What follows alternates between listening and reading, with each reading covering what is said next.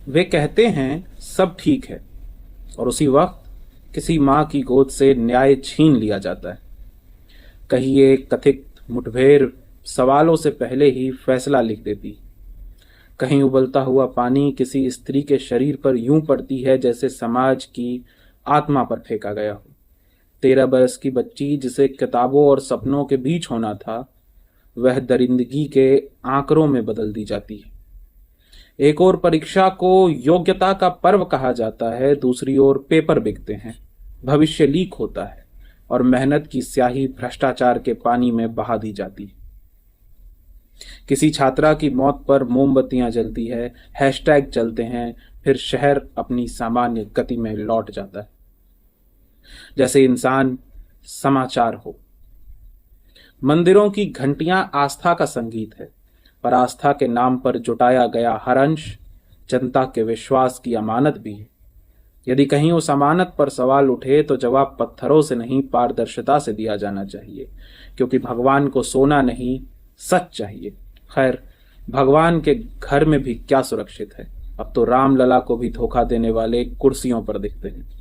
और इधर रसोई का चूल्हा हर महीने थोड़ा और महंगा होता जाता है। थाली से दाल, जेब से बचत और चेहरे से मुस्कान गायब हो रही है। महंगाई सिर्फ बाजार का आंकड़ा नहीं है, उस माँ की मजबूरी है जो अपने हिस्से की रोटी बच्चों की थाली में चुपचाप रख देती। ईंधन में मिलावट से लेकर व्यवस्था की नीयत तक हर जगह एक ही फॉर्मूला है, पहले प्रयोग जनता पर, फिर लाभ सत्ता पर।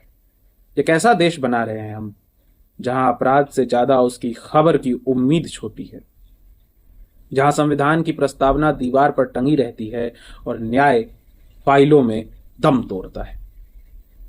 हम चुप रहे तो अगली खबर किसी और की नहीं, हमारी होगी।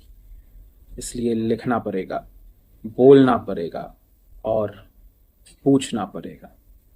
याद रखें कि लोकतंत्र की सबसे बड़ी सांस प्रश्न है और सबसे बड़ी मौत डर। प्रतिरोध किसी शक्ति विशेष का नहीं, प्रतिरोध है अन्याय के विरुद्ध, क्योंकि सत्ता बदलती रहती है, लेकिन अगर नागरिक ही चुप्पी साध ले तो अत्याचार का शासन समाप्त नहीं होगा। जैसा माननीय अटल जी ने कहा था, सत्ता का खेल तो चलता रहेगा, सरकारें आएंगी जाएंगी, मगर ये देश रहना चाहिए, इस देश का लोकतंत्र रहना चाहिए। वो तभी रहेगा जब हम आप सवाल पूछेंगे। जय हिंद।